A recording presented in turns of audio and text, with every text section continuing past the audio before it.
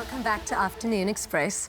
So our past experiences and relationships have a really profound influence on how we think, feel and behave in our present lives. Unresolved past traumatic experiences can lead to phobias and affect our future relationships in a negative way sometimes. We are now joined by family therapist and social worker Talia Russell to discuss the impact of carrying emotional baggage from childhood into adulthood. So do you have any questions for her that you need help with? Please do comment with your question on our social media pages and don't forget to use the hashtag Afternoon Express. Talia, welcome to Afternoon Express. Hi, lovely to have you here. Thank you. Like, I know it makes a lot of sense that what happens to you as a child will affect you when you're an adult. But I mean, sometimes we don't even remember our childhood. I know. How can it have such a big impact? Well, I think what people have to understand, and I know there'll be a lot of eye rolling or people thinking like, oh, we're talking about childhood baggage and all of that. But really, our view of the world gets shaped early on. So obviously there'll be some moments we remember, but just because we don't remember those early infant years doesn't mean it didn't have an impact on us. So really what we're talking about is our framework, our blueprint or map for how we see the world gets formed from a very young age. We're like little sponges, soaking up everything and getting a sense of how should I be in this world? Will my needs get met? Am I loved? Am I cared for? What do you think of me? What do I think of me? And it just builds on, but from those very early stages. So that's what comes with us. And it's amazing how deep that can go. They can go. A friend of mine adopted a little child and she had adopted him from birth. And as he got older, he suffered from like rejection and separation anxiety. Absolutely. And I mean, at that age, you don't even know that you've been, but so it runs very, very deep. I mean, we're talking especially those first 18 months or that first year of a child, because their babies are totally helpless. And they're totally reliant on the caregivers for all their needs. So while I don't think we must put like that your whole life is mapped out for you because of how your first year or two were, I do think we have to hold in mind that these memories get stored. We're like little computers. Even though you're not seeing it on the screen, it's in our memory banks. And that comes forth as adults. Okay, but then if you have a tough childhood, does it mean that you're definitely going to have a tough adulthood? No. Okay. I mean, I think we saw that. Yes. Don't worry, Mum, we're good. I'm joking. I mean, we saw that with the two guests as well. I mean, difficult circumstances doesn't equate like now you're done for adulthood. But what it does mean is that, and I actually want to just rewind and say, everybody has some wounds in childhood, even those who may have seemed to have had it all, because no parent, no caregiver can match a child's needs 100% of the time in 100% of the correct way. So we're always going to be mismatched, and that's good, Jeannie, because that's where we learn resilience and we learn how to pick ourselves up and actually not always rely on others. But if you have had a particularly difficult childhood, there will be scars. You know, there's going to be some wounding, but it doesn't mean now you're going to be dysfunctional. For me, it's about how do you relate to what you've been through? How do you acknowledge it? And then decide, okay, do I want to react like this? Do I want to, repeat a pattern? Just becoming conscious of it. Yeah. And I mean, what are the most common kind of things that kids pick up from and suffer with that, I mean, what are the most common cases you see? The most common thing that I'll see or experience is coping tools. Because as young children, we've got very little control over our environment. So we want to maximize pleasure and ensure our survival and get rid of anything that feels uncomfortable, right? So we learn coping tools, not defense mechanisms, coping tools, which are always helpful, but not always healthy. But I'm using it to get out of this danger, what my brain sees as danger. We carry that with us into adulthood. You know those knee-jerk reactions where we don't even think, we just have that response?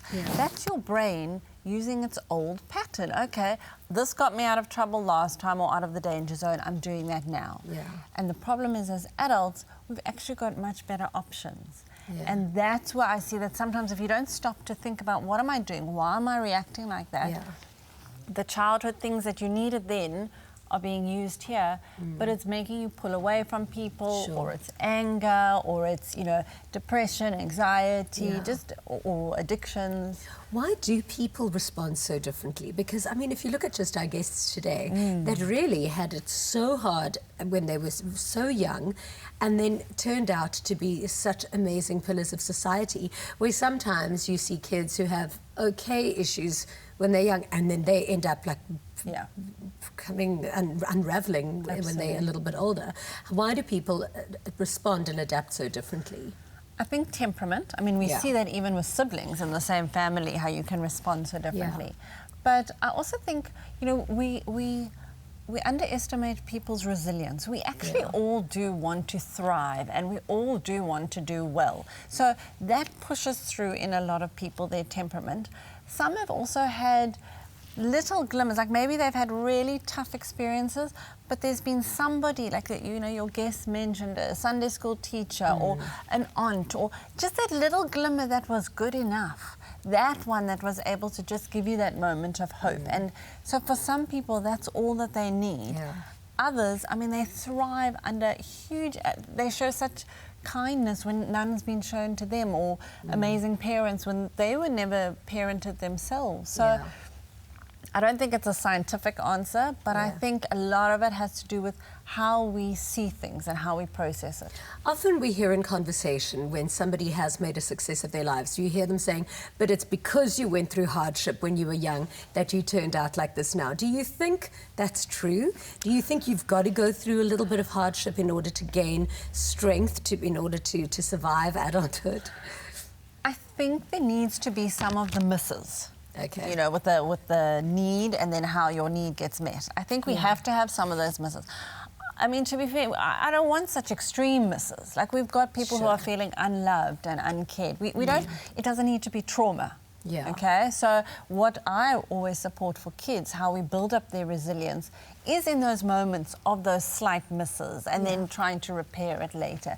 So no, I don't think we need major trauma, but definitely that trauma or that need to fight builds that resilience, which you can't get it. It's a muscle that has to be worked. So you've got to practice and actually go through it to build it up.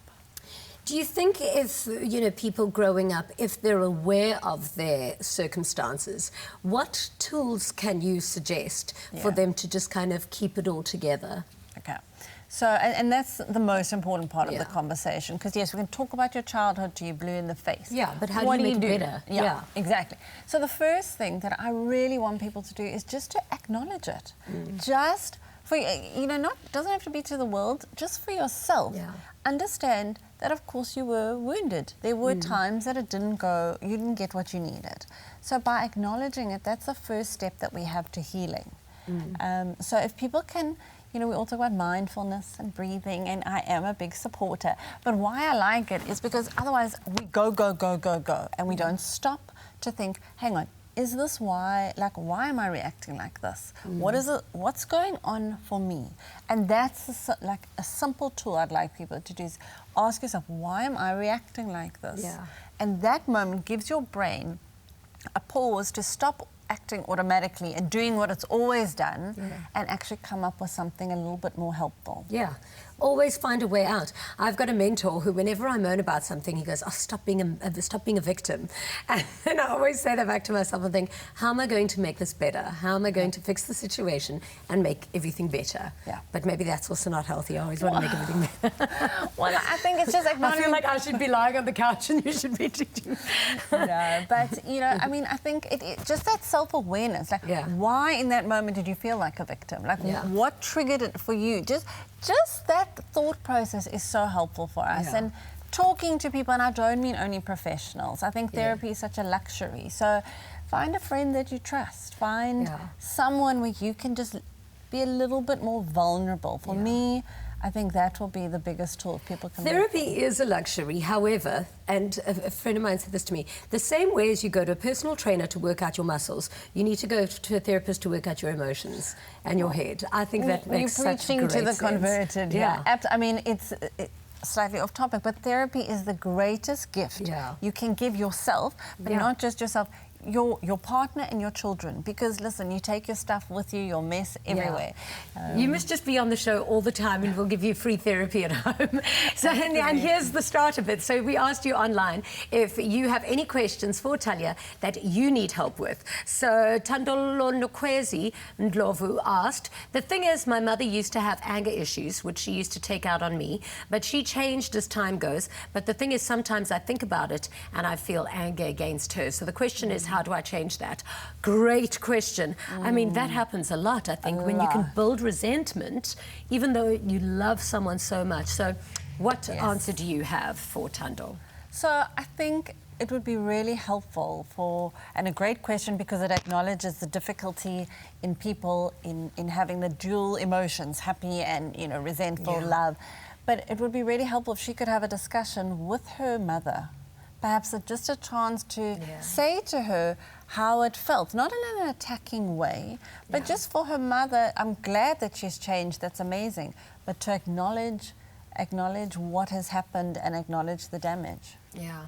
I hope that helps you. Thank you so much for your comment, and thank you so much for being here today. We're going to chat a little bit later.